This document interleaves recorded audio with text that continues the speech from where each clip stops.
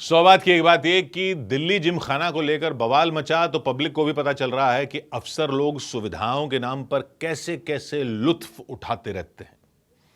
और ये तो दिल्ली जिमखाना सुर्खियों में आया है क्योंकि कह दिया है सरकार के विभाग ने कि प्रधानमंत्री के आवास के बिल्कुल बगल की जबरदस्त लोकेशन को छोड़कर कहीं और चले जाओ। तो हाय तौबा मची हुई कि ऐसे कैसे चले जाएं, क्योंकि ये जो जिमखाना जैसी जगहें होती हैं तो बड़े साहब लोगों की वो जगहें होती हैं जहां आम पब्लिक तो जा भी नहीं सकती। लेकिन अब बवाल मच ही गया है तो इसी बहाने समझ तो लेना चाहिए कि होता क्या है जिमखाना। तो पहली बात तो ये नाम कैसा है जिमखाना। असल में अंग्रेजों ने बनाए थे ये सब ठिकाने अपने अफसरों के लिए, गोरे अफसरों के लिए। अंग्रेजों से पहले मुगल थे तो मुगलों के टाइम दरबार में फारसी भाषा चलती थी और फारसी में किसी ठिकाने या जगह को खाना कहते हैं, जैसे दवा खाना, बावर्ची खाना, कारखाना, पागल खाना, डाक खाना। तो अंग्रेज अफसर आए तो उनको अपने खेलने वगैरह के लिए, कसरत के लिए और मनोरंजन वगैरह के लिए जगह बनानी थी। वो लोग खेलते थे जिम्नेजियम में। आजकल भी तो कसरत के लिए जिम जाते हैं ना लोग, वो असल में जिम्नास्टिक्स करने की जगह को कहते हैं जिम्नेजियम। उसी जिम्नेजियम को शॉर्ट करके लोग बोलने लगे जिम, और आजकल एक्सरसाइज करने की जगह को जिम ही कहने लग गए हैं। उस जमाने में अंग्रेजों को असल में एक क्लब चाहिए था जहां वो क्रिकेट, टेनिस वगैरह खेल भी सकें और शाम को पार्टी वगैरह भी कर सकें। तो जिम्नेजियम के जिम और फारसी के खाना को जोड़कर उन्होंने शब्द बना दिया जिम खाना, और कई जगह जिम खाने खोल दिए। सबसे पहले 1861 में रुड़की में जिमखाना बनाया, फिर तो 1875 में बॉम्बे जिमखाना, 1882 में पूना जिमखाना, 1884 में मद्रास जिमखाना क्लब, डिब्रूगढ़ जिमखाना क्लब, 1885 में अहमदाबाद जिमखाना क्लब, 1886 में कराची जिमखाना, करते करते कई जिमखाने खोल दिए। अब अंग्रेजों का राज था वहां पे देश में। जमीन देखते थे और बड़े बड़े क्लब बना देते थे अपने लिए, गोरे अफसरों के लिए, ताकि भारतीयों से अलग रहकर अपना वही लाइफस्टाइल चलाएं जैसा इंग्लैंड में रईसों का होता था। भारतीयों को तो अंदर घुसने तक नहीं दिया जाता था। ऐसे ऐसे ड्रेस कोड लगा रखे थे जो कपड़े वो इंग्लैंड में पहना करते थे। भले ही भारत की तपती गर्मी में वो सूट बूट ना चलते हो, लेकिन अपने आप को यहां के लोगों से ऊपर दिखाने के लिए ये सब करते रहते थे। वो भारतीयों की एंट्री ही बंद थी। नौकर जरूर भारतीय होते थे, पंखा झलने के लिए, शराब परोसने के लिए, खाना परोसने के लिए, बाकी साफ सफाई के लिए, बागबानी के लिए। और गोरे अंग्रेज खेलते थे क्रिकेट, टेनिस, पोलो, पत्तों की गेम, ब्रिज, विस्की पीते थे। स्कॉच का चस्का भारत में वहीं से लगा। मतलब ये जिमखाने ब्रिटिश राज की ताकत दिखाने का भी एक जरिया थे कि गोरे साहब लोग हैं और बाकी जो भारतीय हैं, चाहे कितने ही रईस हों, वो भी उनसे तो नीचे ही हैं। तो 1911 में किंग जॉर्ज भारत आए तो घोषणा की गई कि ब्रिटिश इंडिया की राजधानी कलकत्ते से दिल्ली शिफ्ट की जाएगी। तब तक कलकत्ता राजधानी होती थी। तो नई दिल्ली बनाई गई, नई राजधानी। और फिर यहां तो सबसे बड़े अफसर आने वाले थे अंग्रेजों के, राजधानी। तो उनके लिए 1913 में बनाया गया इंपीरियल दिल्ली जिमखाना क्लब, और यह बन गया गोरे लोगों का वो ठिकाना जहां सिर्फ नौकर ही भारतीय होते थे। और ये तो खैर अंग्रेजों के सारे क्लबों में ऐसा ही था। चटगांव की कहानी शायद आपने सुनी हो। चटगांव में भी एक यूरोपियन क्लब था, वहां का किस्सा आपने सुना हो शायद। वहां तो बाहर ही बोर्ड लगा रखा था कि dogs and Indians not allowed. कुत्तों और भारतीयों का आना मना है। ये जो अंग्रेज आजकल दुनिया को सलीके के पाठ पढ़ाते रहते हैं ना, ऊंच नीच के पाठ पढ़ाते रहते हैं, अधिकारों के पाठ पढ़ाते रहते हैं, ये बोर्ड लगाते थे कुत्ते और भारतीय अंदर नहीं आ सकते। तो चटगांव में सूर्य सेन की टीम में क्रांतिकारी थी प्रीतिलता वड्डेदार। उन्होंने चटगांव में यूरोपियन क्लब को आग लगा दी थी।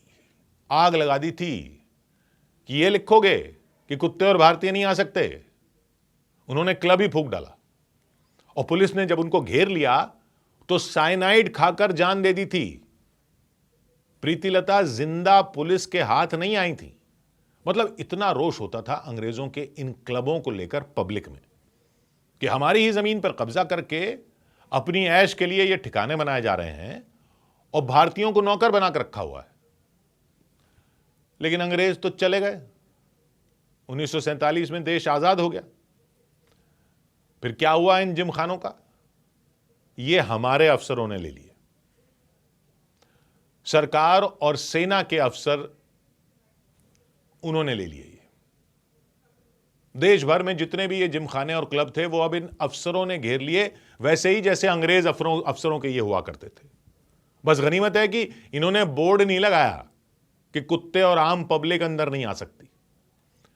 दिल्ली में भी इंपीरियल जिमखाना से इंपीरियल नाम हट गया और वो सिर्फ दिल्ली जिमखाना हो गया, और आम पब्लिक इसमें फिर भी नहीं जा सकती। वही अंग्रेजों वाले रिवाज चलते रहे। कुर्ते साड़ी वगैरह तो बाद में इन लोगों ने अलाउ कर दिए, लेकिन चोंचले इनके वही चलते रहे कि ये नहीं पहन सकते, वो नहीं पहन सकते, यहां ये नहीं पहन सकते, वहां वो नहीं पहन सकते भाई। लेकिन अंग्रेजों का तो राज था, तो उन्होंने 1928 में दिल्ली की ये सबसे प्राइम 27 एकड़ जमीन दिल्ली जिमखाना की हमेशा के लिए अपने अफसरों के लिए लीज पर दी थी, हमेशा के लिए। लेकिन आजादी के बाद तो ये पब्लिक की जमीन हुई ना, क्योंकि हमेशा के लिए तो राज भी नहीं रहा अब अंग्रेजों का। अब ये पब्लिक की जमीन हो गई आजादी के बाद। हमारे अफसरों को देकर गए थे क्या अंग्रेज? और किराया कितना साल का? 1000 रुपए। उस टाइम बहुत बड़ी रकम होती होगी, लेकिन अब 1000 रुपए। चले गए ना अंग्रेज। ये हमारे वाले अफसर अब भारत सरकार को सिर्फ 1000 रुपए किराया क्यों देंगे? ये सवाल उठ रहा है। तो कैसे नहीं उठेगा? अफसरों को क्लब बनाना है अपना, तो पैसा तो देना उसका। ये सारी पब्लिक के लिए नियम बनाते फिरते हैं, तो अपने लिए वही क्यों चलाएंगे जो अंग्रेजों ने अपने लिए रखा था? ये अफसर लोग अब राजा हो गए हैं क्या? भाई कई प्राइवेट क्लब भी तो हैं देश में, वहां भी लग्जरी सुविधाएं होती हैं। रईस लोग वहां अपना मनोरंजन करते हैं, करें, लेकिन अपने पैसे से करते हैं ना, पैसा तो खर्च करते हैं ना, टैक्स देते हैं पूरा। ये अफसर लोग क्यों नहीं देंगे? ये सवाल है। और वैसे सिर्फ अफसरों के लिए नहीं है ये क्लब, मेंबरशिप तो कोई भी ले सकता है, लेकिन मिलती नहीं है। 30-30, 40-40 साल बाद नंबर आता है।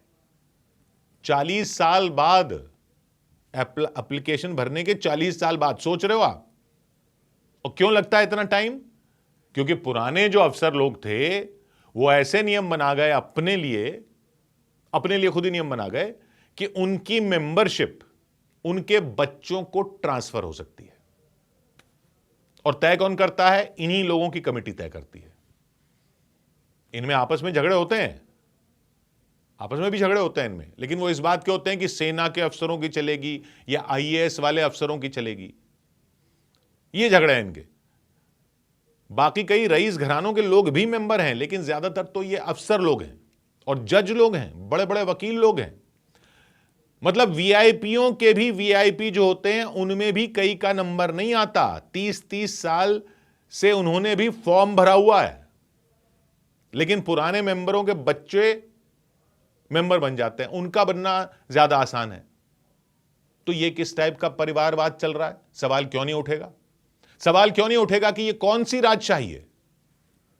लेकिन बड़े बड़े वकील लोगों और जज साहब वगैरह हैं तो कोई खुलकर बोलता भी नहीं है। इतने बड़े बड़े लोग हैं, ये कौन बोलेगा? ये पब्लिक की जमीन नहीं है क्या?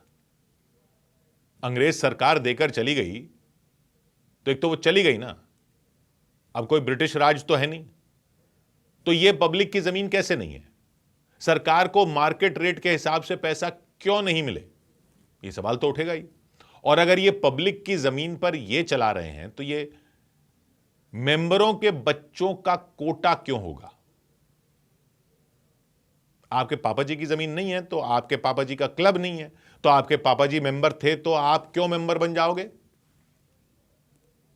ये सब आप अपनी प्रॉपर्टी में जाकर कर लो, जो भी करना है अपनी प्रॉपर्टी में कर लो, लेकिन पब्लिक तो यही बोलेगी ना कि पब्लिक की प्रॉपर्टी पर क्यों होगा ऐसा नियम। और बात सिर्फ दिल्ली जिमखाना की नहीं है, दिल्ली जिमखाना में कुछ टाइम पहले भूटान के दूसरे सबसे बड़े बौद्ध धर्मगुरु को इन्होंने उनके पहनावे पर आने से रोक दिया था। पेंटर एमएफ हुसैन को मुंबई के वेलिंगटन क्लब में रोक दिया था क्योंकि वो नंगे पैर चलते थे। दिल्ली के गोल्फ क्लब में कुछ टाइम पहले मेघालय की पोशाक में एक महिला को रोक दिया था कि यह पोशाक नहीं चलेगी। बंगाल के मुख्यमंत्री ज्योति बसु को कोलकाता के क्लब में धोती में जाने से रोक दिया था। मद्रास में एक जज साहब को वहां जो धोती पहनते हैं वो पहन के गए थे, उसमें रोक दिया था। मुंबई में ब्रीच कैंडी क्लब है, वहां कुछ टाइम पहले यह विवाद चल रहा था कि आजादी के 70 साल बाद भी वहां के ट्रस्ट में गोरे ही हो सकते हैं। ट्रस्ट में भारतीय नहीं हो सकते ट्रस्टी। तो दिल्ली जिमखाना को अगर वहां से जगह खाली कर दूसरी जगह जाने के लिए कह दिया तो हाय तौबा मची हुई है, सवाल तो उठेंगे ही। लेकिन भाई ये बड़े लोग हैं, ये लोग कोर्ट में लड़ाई लड़ेंगे। इनका टेनिस है, इनका बिलियर्ड्स है, स्विमिंग है, पार्टी हॉल है, बेकरी है, बार है, रेस्टोरेंट है, लाइब्रेरी है। उसका पेमेंट कितना करते हैं? रेट मत पूछिएगा, रेट मत पूछिएगा कि एक पैक कितने का मिलता है, या पार्टी के लिए लॉन बुक करने का कितना किराया लगता है वहां पर, या रेस्टोरेंट में खाना कितने का पड़ता है। वो सब जिमखाना के अंदर की बातें हैं, मेंबर्स ओनली, मेंबरों के अंदर की बातें हैं। वहां पब्लिक जा नहीं सकती, अंदर उनका अपना टापू है। लेकिन बाहर जो पेट्रोल पंप है वहां उन लोगों के लिए भी पेट्रोल अब 100 रुपए के पार हो गया है। 100 बात की एक बात।